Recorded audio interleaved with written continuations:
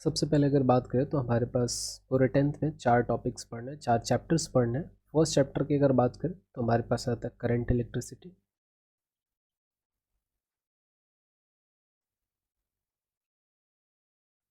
Second की अगर बात करूँ तो हमारा साथ आ जाता है मैग्नेटिक इफेक्ट ऑफ करंट या मैग्नेटिज्म।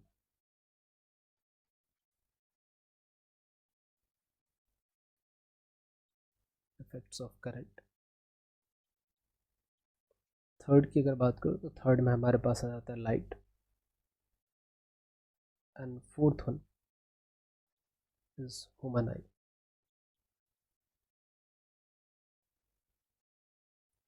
ये चारों टॉपिक की अगर बात करें तो ये 4 मेजर सेक्शंस हैं हमारे पास पूरे 10th बेस के लिए।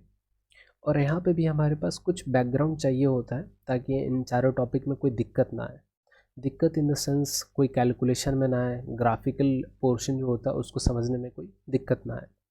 तो कुछ टूल्स की अगर बात करें तो टूल्स, इन सारे चैप्टर को पढ़ने से पहले कुछ अपने को टूल्स जानने चाहिए ताकि हमारे पास क्लियर अंडरस्टैंडिंग बन सके।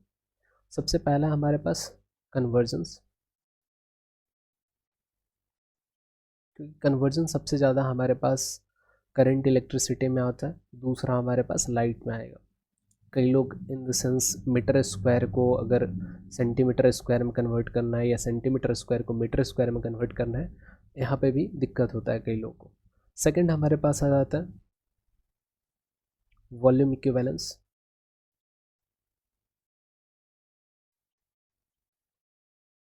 वॉल्यूम इक्विवेलेंस का कॉन्सेप्ट है। थर्ड हमारे पास आ जाएगा cross section area.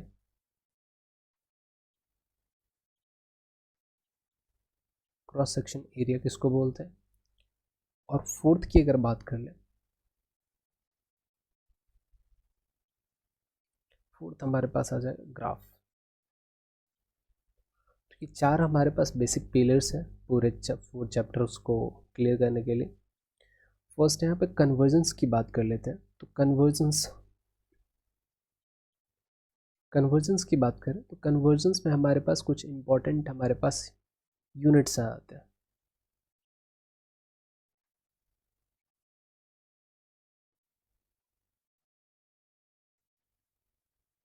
Important units जिनको ध्यान में रखना है क्योंकि इन्हीं पे पूरा पूरा कन्वर्जन टिका हुआ है।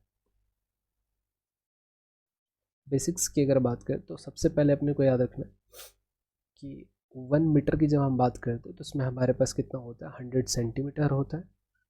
नेक्स्ट हमारे पास 1 सेंटीमीटर की अगर मैं बात करूँ तो यहाँ पे हमारे पास 10⁻⁻2 मीटर होता है। 1 सेंटीमीटर की अगर बात करें तो 1 सेंटीमीटर में हमारे पास 10 मिलीमीटर होता है। मिलीमीटर को लिखते हैं शॉर्ट में। 1 की अगर बात करें, 1 मिलीमीटर की अगर बात करें तो 10⁻³ मीटर के बराबर होता है। ये हमारे पास इंपॉर्टेंट यूनिट्स हैं जिनको ध्यान में रखना है। अब आते हैं इंपॉर्टेंट कन्वर्जन्स पे।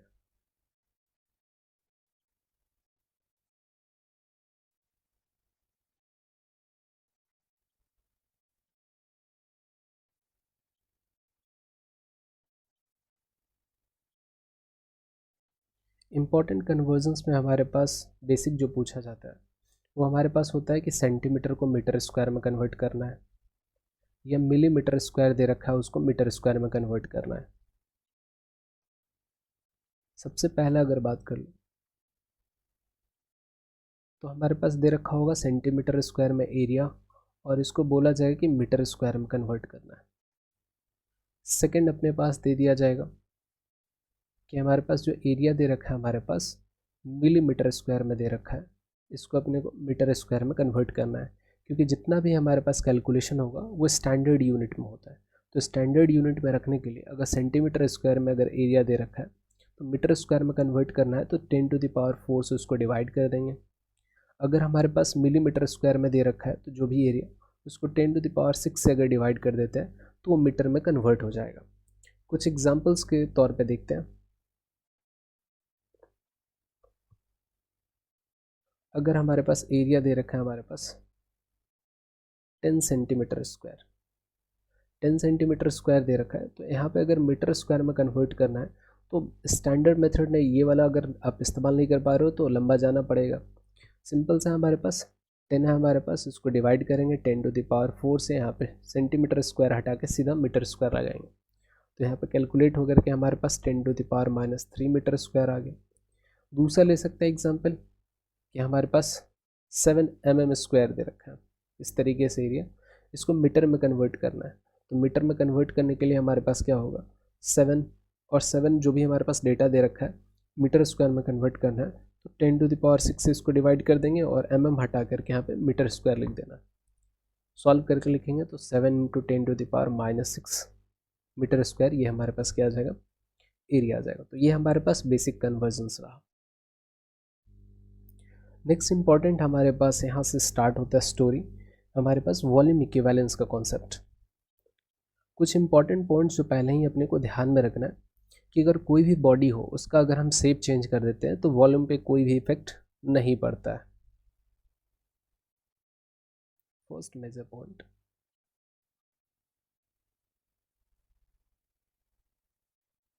शेप अगर चेंज कर दें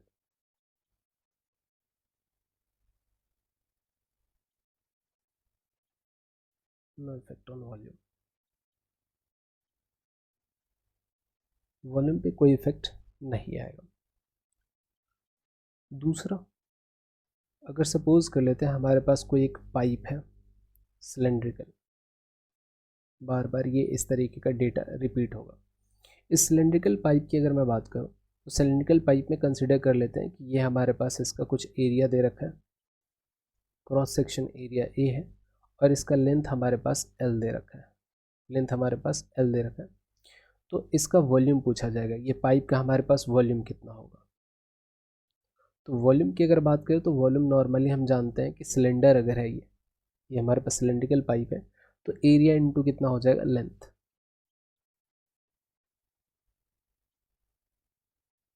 एरिया इंटू लेंथ हो जाएगा।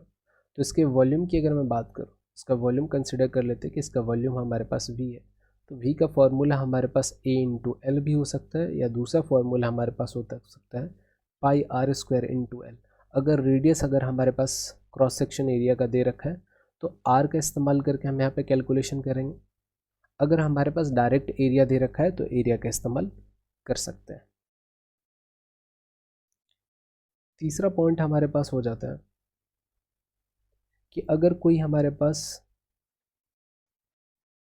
वायर है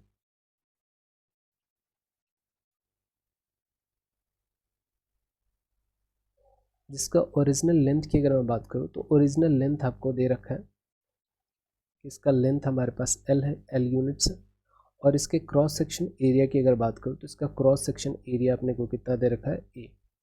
बोला जाता है कि इसको हम स्ट्रेच कर रहे हैं। अगर स्ट्रेच करेंगे तो स्ट्रेच करने पे क्या होगा, ये जो हमारे पास पाइप है या जो भी वायर है क्या हो जाएगा, पतला हो जाएगा।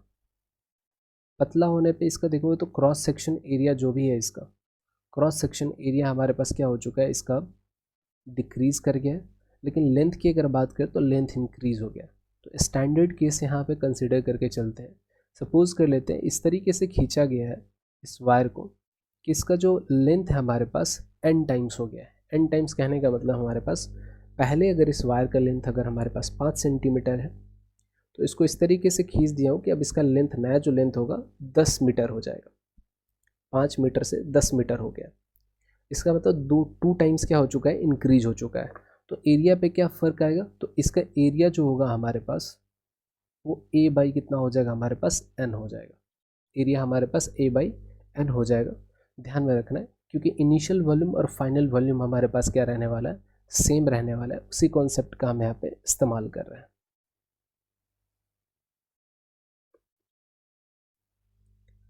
नेक्स्ट पॉइंट हमारे पास आ जाता है कि अगर कोई हमारे पास स्फेयर है, एक स्फेयर है जिसका रेडियस r1 है, दूसरा रेडियस हमारे पास है r2, और एक तीसरा रेडियस है हमारे पास जिसका रेडियस r3 है। इन तीनों को क्या किया जा रहा है, मेल्ट कर दिया जा रहा है। मेल्ट करके एक बड़ा सा स्फेयर बनाया जा रहा है जिसका रेडियस कंसिडर कर लेते हैं कैपिटल R है। तो इनमें क्या रिलेशन होगा?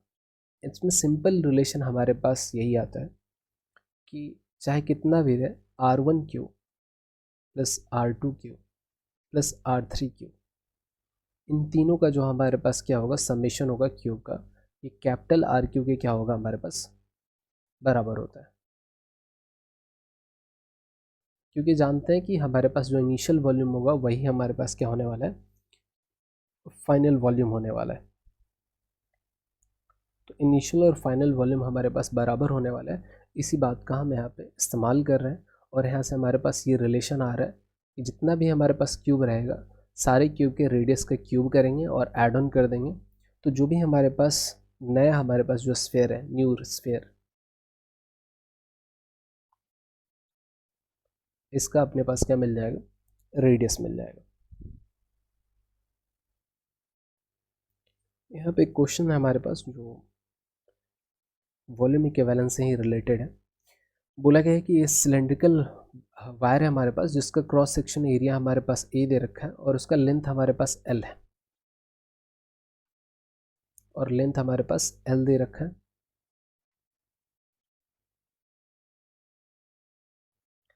और उसको स्ट्रेच किया जाता है इस तरीके से कि अपने ओरिजिनल लेंथ का ये एन टाइम्स हो जा रहा है, n times of original length.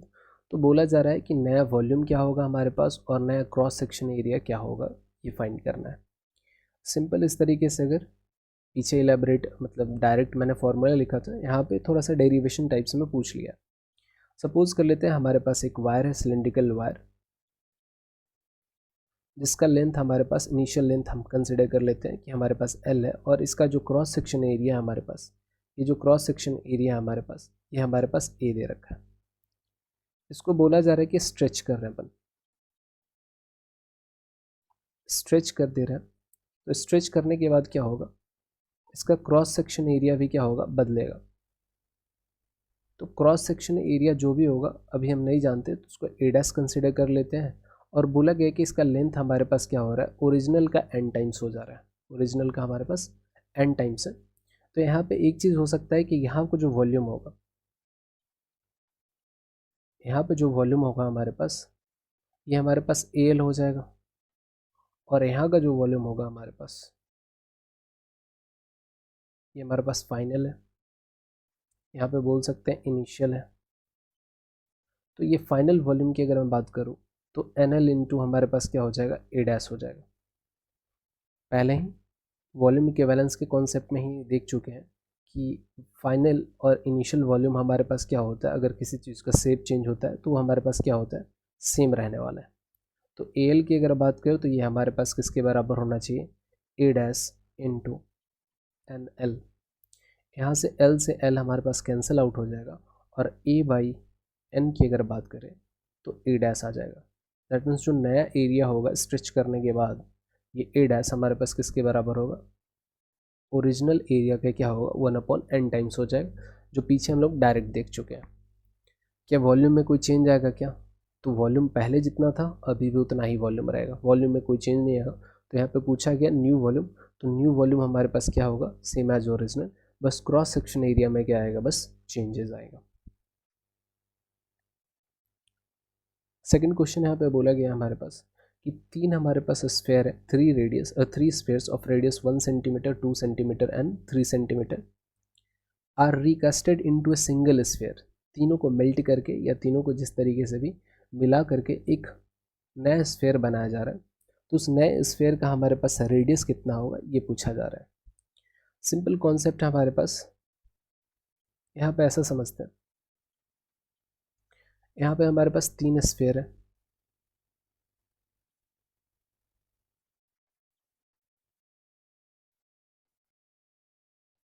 तीन स्फेयर से एक हमारे पास क्या बनाया जा रहा है, एक बड़ा सा स्फेयर बनाया जा रहा है। यहाँ पे इसका हमारे पास रेडियस R1 दे रखा है, इसका रेडियस R2 है, और इसका रेडियस R3, और इसका रेडियस हमारे पास कैपिटल R कंसिडर कर लेते हैं, जो कि नहीं पता है।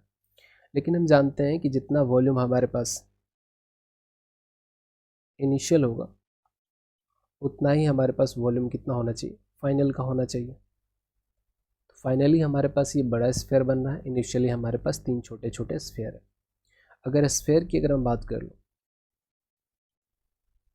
स्फेयर की अगर वॉल्यूम की अगर बात कर लेते हैं, स्फेयर के वॉल्यूम की अगर बात करें तो वॉल्यूम का फॉर्मूला हमारे पास होता है 4/3 पाई आर क्यूब। ये स्फेयर का वॉल्यूम का हमारे पास फॉर्मूला होता है। हर एक स्फेयर के लिए अगर अप्लाई कर लें, फर्स्ट वाले स्फेयर के लिए अगर बात कर लें तो 4/3 पाई r1 क्यूब लिखेंगे, 4/3 पाई r2 क्यूब, 4/3 पाई r3 क्यूब। ये तीनों स्फेयर का जो हमारे पास वॉल्यूम का सम होगा वो बड़े वाले स्फेयर के क्या होगा, वॉल्यूम के बराबर होगा, 4/3 पाई कैपिटल आर क्यूब। यहाँ से अगर मैं देखूँ तो 4/3 पाई यहाँ से कॉमन हो जाता है तो r1 cube, r2 cube, r3 cube बच रहा है, और यहाँ पे भी हमारे पास 4/3 पाई कैपिटल आर क्यूब। यहाँ से 4/3 हमारे पास ये जो टर्म है हमारे पास, ये पूरा टर्म हमारे पास क्या होगा, कैंसिल आउट हो जाएगा। ये कैंसिल आउट हो जाएगा। कैंसिल आउट होने के बाद हमारे पास डायरेक्ट बच रहा है r1 cube plus r2 cube plus r3 cube. ये हमारे पास कैपिटल आर क्यूब के क्या हो रहा है, बराबर हो रहा है, जो ऑलरेडी हम लोगों ने देख रखा है। ये क्वेश्चन हमारे पास। नेक्स्ट जो कॉन्सेप्ट हमारे पास आता है क्रॉस सेक्शन एरिया का। तो क्रॉस सेक्शन एरिया हमारे पास और एरिया डायरेक्ट बोला जाता है, दोनों में काफ़ी डिफरेंस होता है, या फिर बोल सकते हो कि अलग अलग हमारे पास बोल सकते हो डायमेंशंस होता है सोचने का। सबसे पहले अगर मैं एक पाइप अगर ड्रॉ कर देता हूँ, एक हमारे पास पाइप है, इसका अगर साइड व्यू अगर कोई लेगा, साइड व्यू हो गया ये, और एक मैं इस तरीके से सामने से देख रहा हूँ, तो ये हमारे पास क्या होगा, फ्रंटल व्यू होगा।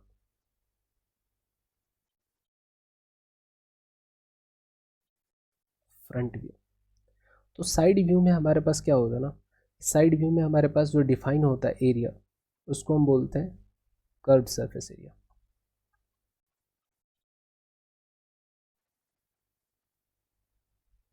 और वही फ्रंट व्यू से अगर देख रहे हैं तो फ्रंट व्यू में हमारे पास क्या होता है, फ्रंट, इसके फ्रंट सेक्शंस को अगर देख रहे हैं तो ये हमारे पास ये जो फ्रंट सेक्शन है हमारे पास, यहाँ पे मैंने ड्रॉ किया है। तो फ्रंट सेक्शन का ये जो हमारे पास एरिया कहलाएगा, इस एरिया को हम बोलते हैं क्रॉस सेक्शनल एरिया।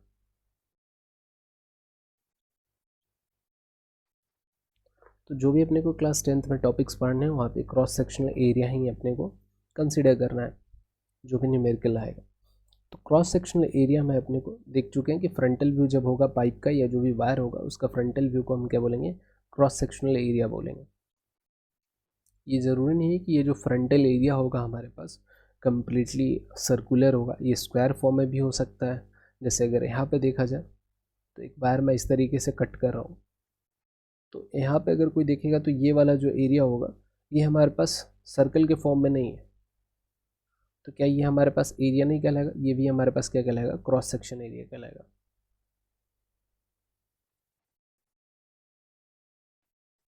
ये फ्लैट होना चाहिए क्रॉस सेक्शन एरिया की अगर बात करें तो, फ्लैट और सामने से जो दिख रहा है हमारे पास उसको हम क्रॉस सेक्शन एरिया बोलते हैं। तो क्रॉस सेक्शन एरिया में अपने को इतना ध्यान रखना है। सेकंड पॉइंट अपने पास है कि अगर हमारे पास कोई हमारे पास सर्कल है और एक हमारे पास क्या है, स्क्वायर है, दोनों का अगर हमारे पास पेरीमीटर सेम है तो किसके पास ज़्यादा हमारे पास सरफेस एरिया होगा, तो सर्कल के पास क्या होगा, ज़्यादा एरिया होगा in comparison to square. If perimeter of circle, perimeter of square, then a circle is greater than a square। ये याद भी रखना है और यहाँ पे थोड़ा सा कॉन्सेप्ट भी क्लियर कर लेना है, क्योंकि जब हम रेजिस्टिविटी और रेजिस्टेंस की जब बात कर रहे होते हैं तो घूम फिर करके ये क्रॉस सेक्शन एरिया का टर्म और ये कॉन्सेप्ट वहाँ पे रिपीट होता है। सपोज कर लेते हैं हमारे पास ये स्क्वायर है और ये एक हमारे पास सर्कल है, दोनों का रेडियस हमारे पास अलग अलग होगा। जो भी स्क्वायर है उसका क्रॉस, जो भी हमारे पास साइड है, साइड लेंथ को मैं ए कंसिडर कर रहा हूँ, और जो भी सर्कल है इसका रेडियस मैं आर कंसिडर कर रहा हूँ। दोनों का जो हमारे पास पेरीमीटर है डी इक्विवेलेंस है, हमारे पास डी के बराबर दे रखा है। तो सबसे पहले यहाँ पे बात कर लेते हैं हम सर्कल की, स्क्वायर की, फिर सर्कल की।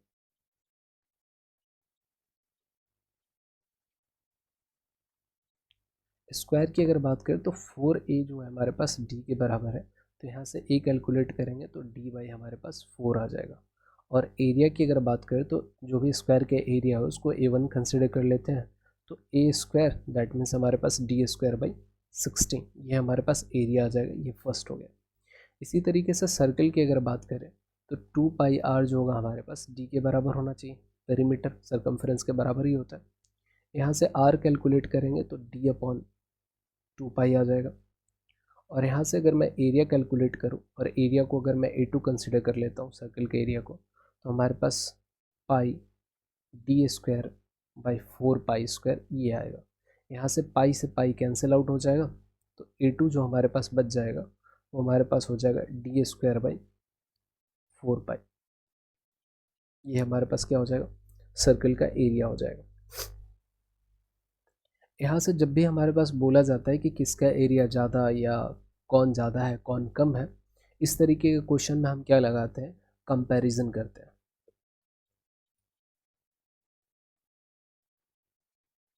इस पे भी बेस्ड क्वेश्चन पीवाईक्यूज में देखने को मिलता है अपने को। कंपैरिजन कहाँ पे करना है, जहाँ पे हमारे पास क्या होगा, ग्रेटर या स्मॉलर फाइंड करना हो।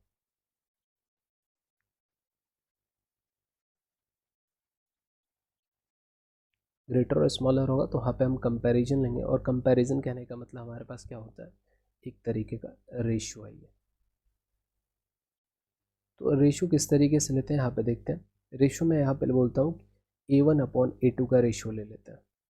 A1/A2 का रेशो जैसे ही हम लेते हैं, A1 हमारे पास है D² अपॉन 16, और वहीं A2 की अगर बात करें तो D² अपॉन 4 पाई, ये हमारे पास है। D² से D² कैंसिल आउट हो जाएगा हमारे पास, 4 पाई/16 लिखेंगे। यहाँ से ये कैंसिल आउट होकर के हमारे पास पाई/4 आ जाएगा। कंपैरिजन करते हैं तो A1/A2 की बात कर लेते हैं। ये हमारे पास क्या हो जाएगा, लेस देन 1 होगा। रीज़न लेस देन 1 कहने का मतलब समझा देता हूँ यहाँ पे। लेस देन मैं इसलिए लिख रहा हूँ कि जैसे हमारे पास 4/3 लिखा होता है, तो ऑलरेडी हम जानते हैं कि न्यूमरेटर जब भी बड़ा होगा डिनोमिनेटर से, तो इसका जो भी आएगा 1 से बड़ा आएगा। और जब मैं यही लिखूँ कि हमारे पास 2/3 है, इस तरीके से डिवाइड कर रहा हूँ, यहाँ पे देखो तो न्यूमरेटर डिनोमिनेटर से छोटा है, तो जब भी डिवाइड करोगे तो क्या होगा, 0 पॉइंट समथिंग आएगा, दैट मीन्स 1 से लेस आएगा। तो यही कॉन्सेप्ट का मैं यहाँ पे इस्तेमाल कर रहा हूँ। पाई के वैल्यू हमारे पास कितना होता है, 3.14 होता है। मैं यहाँ पे पाई/4 की अगर बात करूँ तो पाई/4 में देखोगे तो पाई को अगर मैं 4 से डिवाइड करूँ तो यहाँ पे देखो पाई का वैल्यू हमारे पास न्यूमरेटर में है, दैट मीन्स छोटा है, दैट मीन्स ये वैल्यू भी हमारे पास 1 से क्या आएगा, छोटा आएगा। तो यही चीज़ मैं लिखा हूँ। और यहाँ से कंपैरिजन करोगे तो लिखो देखोगे कि A1 इज़ ग्रेटर देन क्या हो जाएगा हमारे पास A2, क्रॉस मल्टीप्लाई कर देंगे तो A2 हमारे पास क्या है, सर्कल है, और A1 हमारे पास स्क्वायर है। तो यहाँ से भी प्रूफ होता है कि जो सर्कल का एरिया होगा हमारे पास वो स्क्वायर के एरिया से क्या होगा, ज़्यादा होगा। दूसरा चीज़ अपने को ये भी ध्यान में रखना है कि जब ये कॉन्सेप्ट अगर दे रखा हो तो सीधा सीधा फॉर्मूला लगा के निकाल लेना है कि जो भी हमारे पास कंडीशन दे रखा है पेरीमीटर का D²/16 और D²/4 पाई। नेक्स्ट कॉन्सेप्ट है हमारे पास सर्कल से रिलेटेड।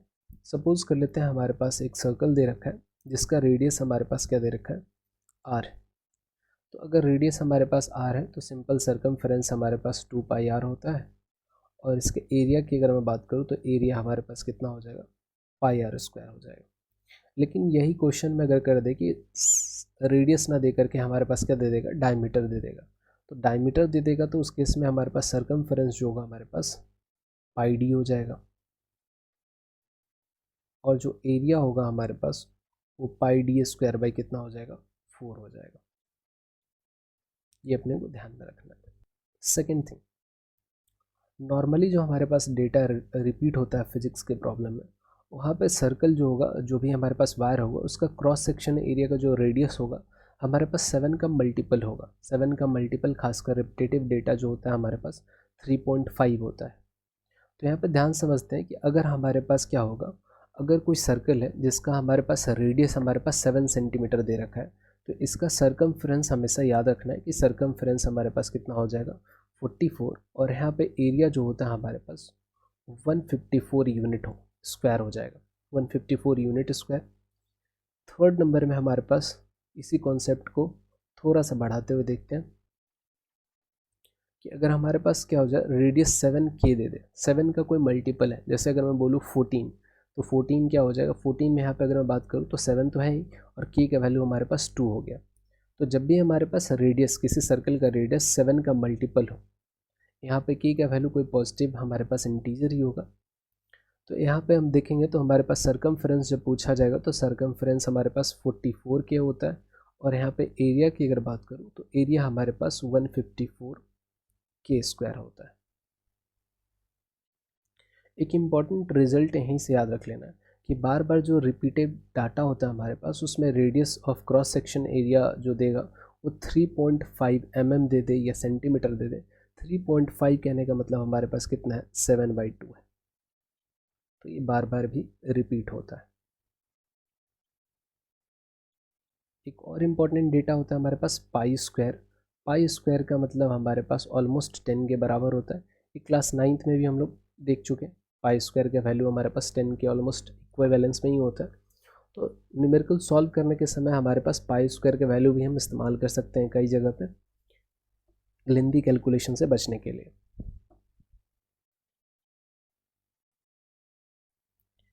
एक क्वेश्चन हमारे पास बोल रखा है यहाँ पे, ए सर्किल हैविंग सर्कमफेरेंस हमारे पास 88 सेंटीमीटर स्क्वायर दे रखा है।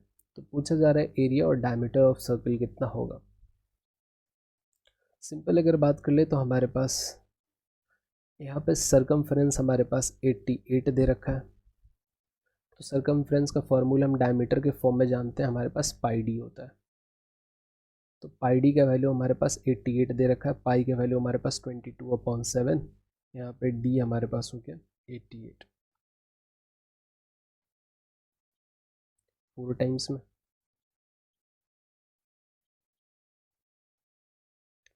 डी की अगर बात करें 28 हो जाएगा, 28 सेंटीमीटर हमारे पास क्या हो जाएगा, इसका डायमीटर हो जाएगा। इसी तरीके से हमसे पूछ रखा है डायमीटर आ गया हमारे पास, तो यहाँ से मैं बोल सकता हूँ कि हमारे पास क्या होगा, इसका रेडियस कितना हो जाएगा 14 सेंटीमीटर। अगर मैं 7K से मल्टीप्लाई करूँ, R = 7K का फॉर्मेट से अगर मैं याद करूँ, तो यहाँ पे 14 = हमारे पास क्या होगा 7 × 2, दैट मीन्स K का वैल्यू हमारे पास 2 आ चुका है। तो एरिया अगर मेरे को कैलकुलेट करना है तो 154K स्क्वायर का मैं फार्मूला लगा दूँगा। 154K स्क्वायर का अगर मैं फार्मूला लगाता हूँ तो 154 × 2 का स्क्वायर हमारे पास 4, कैलकुलेट करेंगे तो 616 सेंटीमीटर स्क्वायर क्या आ जाएगा, इसका आंसर आ जाएगा।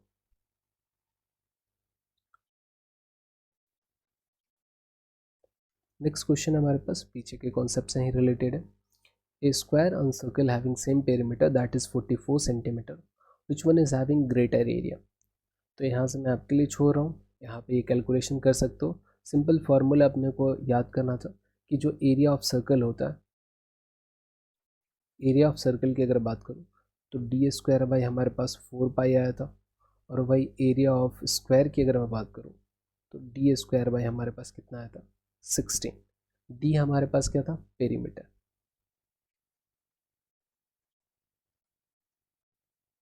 पेरीमीटर तो ये कॉन्सेप्चुअल है हमारे पास, ये कैलकुलेशन कर सकते हो आप, सीधे फॉर्मूला बेस्ड क्वेश्चन है। नेक्स्ट इंपॉर्टेंट पार्ट आता है हमारे पास ग्राफ। ग्राफ जो होता है हमारे पास 3 टॉपिक में हमारे पास क्लियर पूछा जा सकता है। फर्स्ट हमारे पास आता है करंट इलेक्ट्रिसिटी, दूसरा हमारे पास ग्राफ जो इम्पोर्टेंट बनाया जा सकता है वो मैग्नेटिज्म में बनाया जा सकता है, और थर्ड हमारे पास जब डेप्थ में कॉन्सेप्ट पढ़ते हैं तो वहाँ से हमारे पास लाइट में प्रिज्म से रिलेटेड पूछा जा सकता है, या फिर जो भी हमारे पास लेंस फार्मूला है या मिरर फार्मूला है, उनको लेकर के ग्राफ से क्वेश्चंस बनाए जा सकते हैं। तो यहाँ पे ग्राफ में समझते हैं, सबसे पहले हमारे पास मीनिंग समझते हैं कि हमारे पास ए वर्सेस बी का मीनिंग क्या होता है।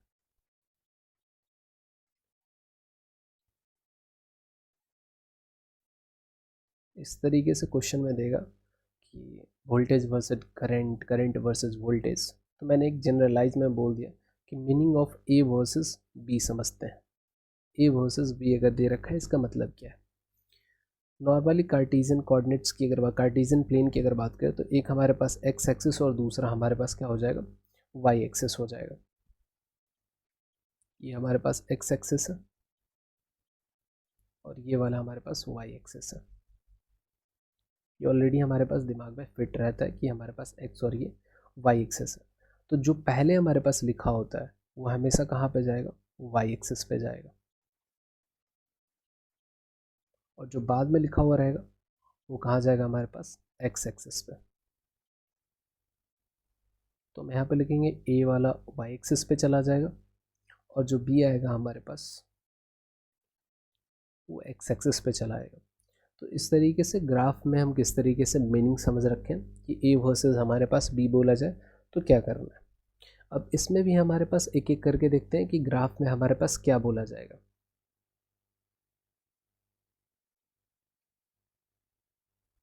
कि इस फर्स्ट में हमारे पास आता है डायरेक्टली प्रोपोर्शनल। कि इस फर्स्ट में बोला जाएगा A is directly proportional to B.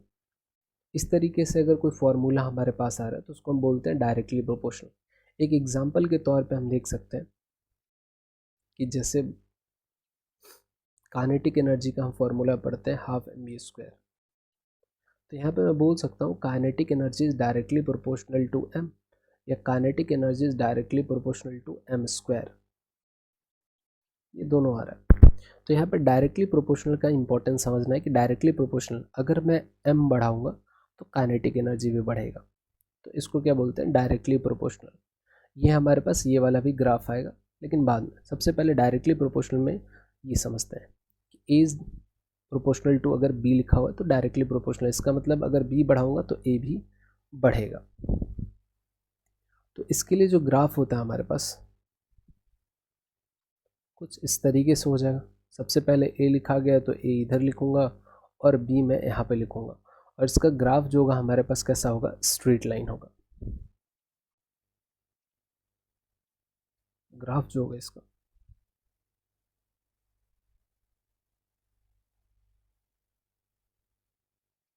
Straight line होगा। दूसरा यहाँ पे पूछा जाएगा कि इसका ग्राफ का, हमारे पास अगर ये ग्राफ है तो इसका स्लोप क्या देगा। स्लोप किसके बराबर होगा, तो स्लोप हमेशा क्या होगा, बी बाई ए के बराबर, Y upon x access.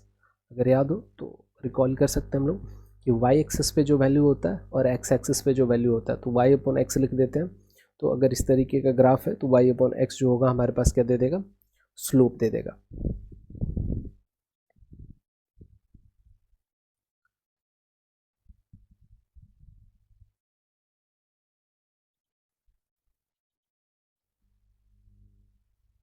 Second case देखते हैं यहाँ पे।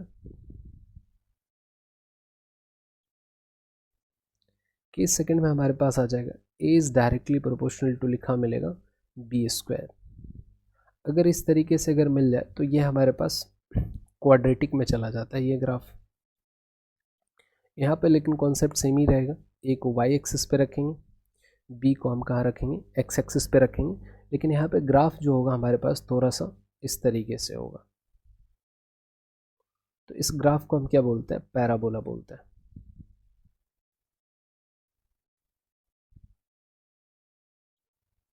Parabolic graph.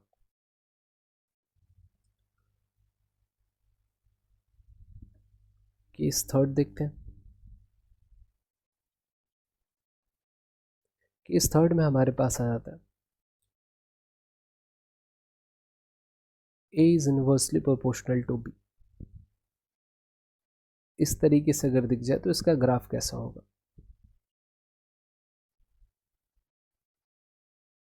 यहाँ पे भी अपने को क्या करना है, वाई एक्सिस पे क्या पुट करना है, ए, और यहाँ पे अपने को क्या दिया हो रहेगा, बी। तो इसका ग्राफ जो होगा हमारे पास कुछ इस तरीके से हो जाएगा। इस तरीके से इसका ग्राफ हो जाएगा। फोर्थ केस भी इम्पॉर्टेंट है। थर्ड केस और फोर्थ केस का ग्राफ एक जैसा होता है, बस स्टिपनेस, मतलब स्टिपनेस का मतलब समझ लेते हैं। फोर्थ केस में हमारे पास ऐसा दे रखा होगा, a is directly proportional to 1/b², 1/b²।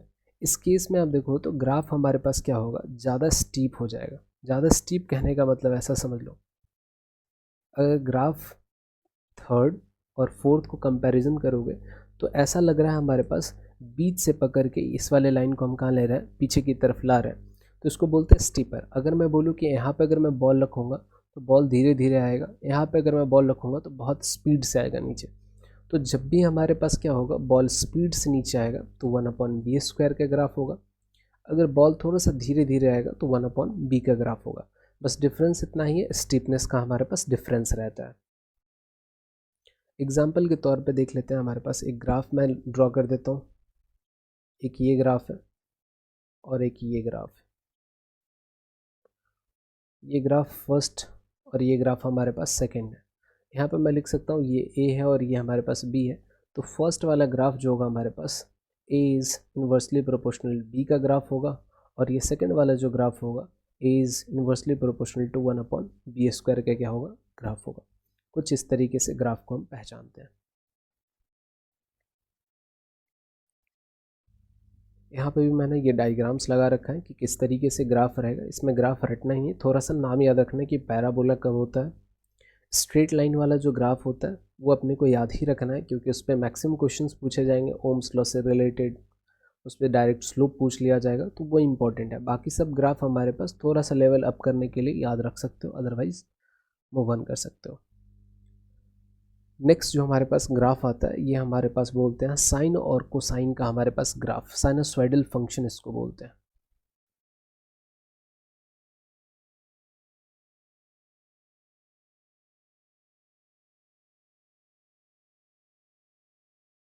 Sinusoidal function sine और कॉस का ग्राफ होता है। इस ग्राफ को रटना नहीं है, बस इसमें से कुछ इंपॉर्टेंट पॉइंट्स देखना है। जैसे हमारे पास यहाँ पे साइन थीटा का ग्राफ दे रखा है, तो साइन थीटा में हमारे पास, या साइन थीटा, थीटा यहाँ पे कुछ एंगल होता है, देख के डरना नहीं है, बस साइन थीटा मतलब क्या होता है और साइनसॉइडल का मतलब क्या होता है। इसमें देखो तो कई बार देखने को मिलेगा कि एक बार ग्राफ ऊपर जा रहा है, एक बार ग्राफ हमारे पास नीचे आ रहा है। एक और इम्पॉर्टेंट पॉइंट जो यहाँ पे गेस करना है कि जैसे साइन थीटा की अगर मैं बात करूँ तो इसका मैक्सिमम वैल्यू जो होता है हमारे पास 1 होता है, और मिनिमम वैल्यू, सबसे कम वैल्यू जो होता है हमारे पास -1 होता है। तो मैक्सिमम वैल्यू हमारे पास देखोगे 90 अगर होता है तो हमारे पास मैक्सिमम होता है। जब 90 का मल्टीपल होगा तो देखोगे 270 90 का मल्टीपल है। जब भी 90 का मल्टीपल होगा तो हमारे पास जो वैल्यू है वो सबसे ज़्यादा होगा, एकदम पीक पे होगा, जिसको बोलते हैं हम क्रेस्ट। लेकिन वहीं पे जब हमारे पास क्या होगा, 0 या 180 का मल्टीपल होगा, वहाँ पे देखो तो हमारे पास साइन कितना वैल्यू अटेन करता है, तो हमारे पास 0 वैल्यू क्या कर लेता है, ये अटेन कर लेता है। तो साइन थीटा से रिलेटेड अपने को पॉइंट क्या याद रखना है कि ये साइनसॉइडल तो है, साथ साथ ये कैसा होता है, पीरियोडिक होता है। बार बार देखो तो ये हमारे पास ग्राफ क्या होगा, रिपीट करेगा, सेम पैटर्न जो होगा बार बार रिपीट करेगा। 360 के बाद हमारे पास 520 720 पे इस तरीके का हमारे पास देखने को मिलेगा। दूसरा चीज़, साइन थीटा में मैक्सिमम वैल्यू अगर पूछा जाए, मैक्सिमम वैल्यू अगर पूछा जाएगा तो हमारे पास 1 हो जाएगा। मिनिमम वैल्यू पूछा जाए तो हमारे पास -1 हो जाएगा। क्या ये पीरियोडिक फंक्शन है, तो बिल्कुल पीरियोडिक फंक्शन है, बार बार रिपीट करता है ये, इतना याद रखना आपने। दूसरा हमारे पास कोसाइन का, और यहाँ पे हमारे पास ये 90 डिग्री पे मैक्सिमम देता है 90 के मल्टीपल पे, और 180 के मल्टीपल पे हमारे पास क्या देता है, 0 दे देता है। और ओरिजिन से ये स्टार्ट होता है, ओरिजिन पे देखो तो मिनिमम वैल्यू है, ये भी याद रखना है। कॉस थीटा की अगर बात करें तो कॉस थीटा में अपने को याद रखना है कि ये भी पीरियोडिक है, पीरियोडिक। सेकेंड थिंग अगर बात करें तो यहाँ पे भी मैक्सिमम वैल्यू की अगर बात करें तो मैक्सिमम वैल्यू हमारे पास +1 या 1 बोल सकते हो, और मिनिमम वैल्यू जो होगा हमारे पास -1 हो जाएगा। यहाँ पे लेकिन देखने वाली बात यह है कि जब 0 होता है या फिर हमारे पास 180 का मल्टीपल होगा, 180 या 180 का मल्टीपल होगा, तब हमारे पास क्या होता है, सबसे हाईएस्ट वैल्यू पोजेस करता है। दैट मीन्स अगर मैं मैग्नीट्यूड वाइज अगर मैं बात करूँ तो 1 पोजेस करेगा। ये 0 पे भी देखो तो 0 पे हमारे पास क्या कर रहा है, ये +1 वैल्यू अटेन कर रहा है, और हमारे पास देखोगे तो मिनिमम वैल्यू हमारे पास 180 पे क्या कर रहा है, ये अटेन कर रहा है। तो ये दो वैल्यू भी याद रखना है, अगर याद रख सकते हो तो।